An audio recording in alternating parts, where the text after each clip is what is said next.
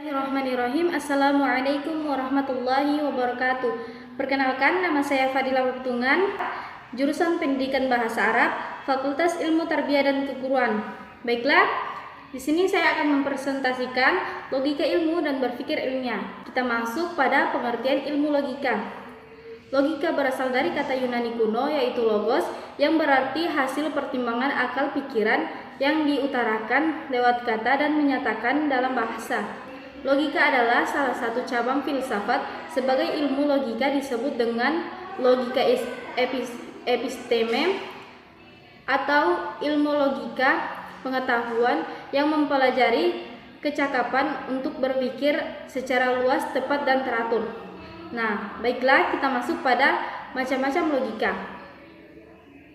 Macam-macam logika itu terbagi menjadi 3. Yang pertama yaitu logika dalam pengertian sempit dan luas. Nah, kalau logika pengertian sempit, kita hanya bisa berpikir atau kita hanya berpikir menggunakan akal tanpa menggunakan ilmu. Sedangkan kalau berpikir luas, kita pasti akan menggunakan ilmu karena kita pasti akan mencari tahu kebenarannya yang memang efektif. Nah, maka kita kalau ingin mencari kebenaran yang luas, kita menggunakan ilmu. Nah, selanjutnya yang kedua yaitu logika deduktif dan induktif. Deduktif dihasilkan dari pertanyaan-pertanyaan yang bersifat umum ke pertanyaan bersifat kasus. Sementara induktif merupakan cara berpikir di mana ditarik kesimpulan umum dari berbagai kasus yang bersifat individual. Nah, selanjutnya logika formal, minor, dan material atau mayor.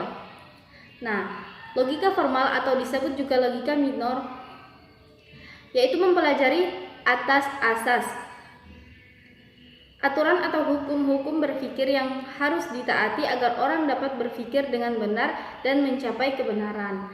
Nah, itulah tadi penjelasan dari saya. Sekian dan terima kasih. Assalamualaikum warahmatullahi wabarakatuh. Assalamualaikum warahmatullahi wabarakatuh. Perkenalkan, nama saya Muhammad Tommy Sahari. Di sini saya akan melanjutkan materi dan akan membawakan materi tentang pengertian penalaran dan manfaat berpikir secara logika. Oke, yang pertama yaitu pengertian penalaran. Penalaran merupakan suatu kemampuan yang dimiliki oleh manusia untuk melihat dan untuk memberikan sanggahan atau tanggapan terhadap sesuatu. Penalaran ini juga merupakan suatu proses berpikir yang dimiliki oleh manusia untuk menghubung-hubungkan antara data dan fakta untuk menghasilkan suatu kesimpulan. Saya berikan contoh seperti ketika kita memiliki seorang teman dan teman kita ini memiliki sifat buruk atau memiliki sisi buruk.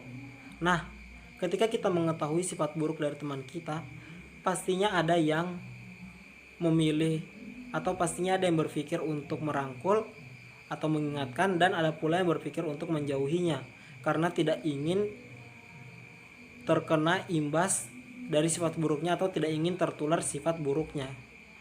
Nah, pastinya si teman ini akan berpikir kenapa ada yang menjauhinya dan kenapa ada yang menasihatinya. Nah, dari proses berpikir inilah yang disebut dengan penalaran. Baiklah, saya akan melanjutkan materi dari pemateri sebelumnya. Dan poin yang akan saya sampaikan ada 2 poin. Yang pertama, pengertian berpikir ilmiah, dan yang kedua, sarana berpikir ilmiah. Nah, poin yang pertama ini yaitu pengertian berpikir ilmiah. Berpikir ilmiah adalah kegiatan akal yang menggabungkan antara induksi dan deduksi. Induksi adalah cara berpikir di dalamnya kesimpulan yang bersifat umum ditarik dari pernyataan atau kasus-kasus yang bersifat khusus. Sedangkan deduksi ialah cara berpikir yang di dalamnya kesimpulan yang bersifat khusus ditarik dari pernyataan-pernyataan bersifat umum. Nah, poin yang kedua ini teman-teman, sarana berpikir ilmiah pada dasarnya ada 3, yaitu yang pertama, bahasa ilmiah. Bahasa ilmiah berfungsi sebagai alat komunikasi untuk menyampaikan jalan pikiran seluruh proses berpikir ilmiah. Nah, poin yang kedua, logika dan matematika mempunyai peran penting dalam berpikir deduktif sehingga mudah diikuti dan mudah dilacak kembali kebenarannya.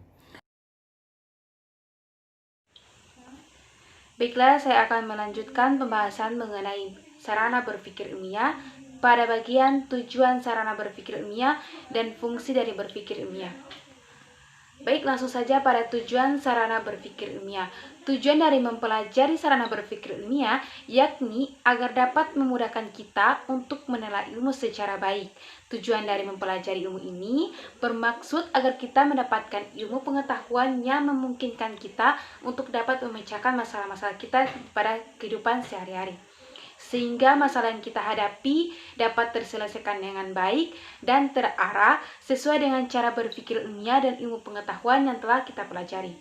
Terkadang sarana berpikir ilmiah ini juga dapat berdampak kepada orang lain, karena baik buruknya kita tentang apa yang kita pikirkan akan menjadi penilaian bagi orang lain terhadap diri kita, sehingga perlunya untuk berpikir ilmiah agar segala sesuatu yang kita pikirkan akan berdampak positif.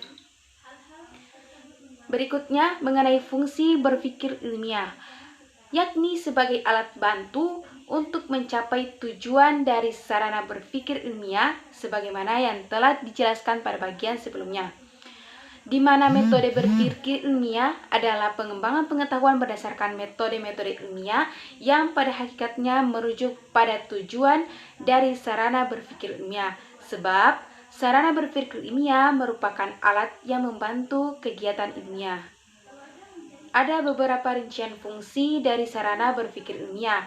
Yang pertama, memahami peran bahasa dalam pengembangan ilmu, yang tentunya bahasa yang digunakan adalah bahasa ilmiah yang menyampaikan informasi berupa pengetahuan dan syarat-syarat. Yang kedua, memahami peran matematika dalam pengembangan ilmu. Bahasa matematika sebagai bahasa numerik yang harus bersifat lugas, spesifik, informatif, dan tidak menimbulkan konotasi lain. Dan yang ketiga, memahami peran statistika dalam pengembangan ilmu seperti observasi, hipotesis, ramalan, bahkan sampai pada pengujian kebenaran. Sekian dari saya.